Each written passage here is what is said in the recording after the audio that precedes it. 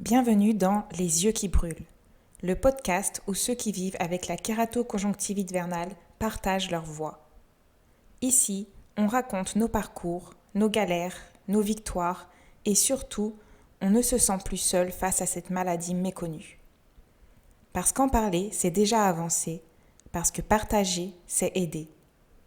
Si vous aussi, vous cherchez du soutien et des réponses, vous êtes au bon endroit. Si vous aussi, vous voulez partager votre expérience, contactez-moi.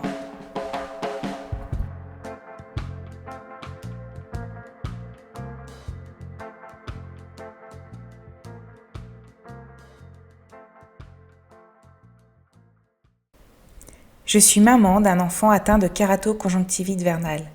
Dans cette première saison, je partage notre histoire, nos galères, nos petites victoires. Je vous souhaite une bonne écoute. Le soleil, c'est la vie, mais pour Antonin, c'est aussi un ennemi. Parmi les déclencheurs des kératites chez les enfants atteints de kératoconjonctivite vernale, les UV jouent un rôle majeur. Mon objectif, c'est qu'ils puissent vivre comme n'importe quel enfant de 8 ans. Jouer dehors, aller à la piscine, profiter de l'été. Mais à partir de mai, ça devient un vrai défi. Pour lutter contre les UV, il faut une protection maximale, pas juste une paire de lunettes de soleil standard. Il lui faut des verres très foncés, bien noirs, qui filtrent non seulement les UV, mais aussi la luminosité. Et surtout un chapeau. À mon avis, une casquette ne suffit pas, car les UV arrivent aussi par les côtés.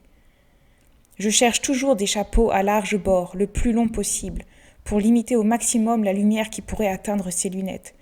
Et honnêtement, c'est une chose assez complexe. Mais l'un des plus gros challenges, c'est l'eau. La piscine, la plage. Les lunettes de piscine classiques, même teintées et filtrant les UV, ne sont pas assez foncées. Antonin est toujours gêné par la lumière. Cet été, je vais tenter une solution. Lui faire fabriquer des lunettes de piscine avec de vrais verres solaires. Encore une fois, ce sera un budget conséquent. De mémoire, ça doit être entre 150 et 200 € la paire de lunettes. Mais si ça lui permet de profiter de l'eau en souffrant moins, ça en vaut la peine. Malgré toutes ces précautions, l'été, on fuit le soleil autant que possible. Finalement, la prévention, c'est encore la meilleure défense. On marche à l'ombre, on sort aux heures où les UV sont les plus faibles, on privilégie les activités en intérieur. Et les périodes de canicule, c'est un enfer. Non seulement à cause des UV, mais aussi à cause de la chaleur qui rend les lunettes enveloppantes difficiles à supporter. La transpiration irrite les paupières, ce qui favorise les inflammations. Malgré tout, je pense qu'on arrive à profiter de l'été. Il faut juste penser la vie autrement. Il faut adapter ses activités, adapter les activités de la famille. Et finalement, on arrive à être heureux, même en été.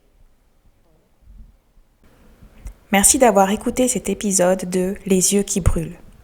Si vous pensez que ce podcast peut aider d'autres parents, partagez-le. Plus on en parle, plus on avance. Laissez une note et un commentaire sur votre plateforme d'écoute.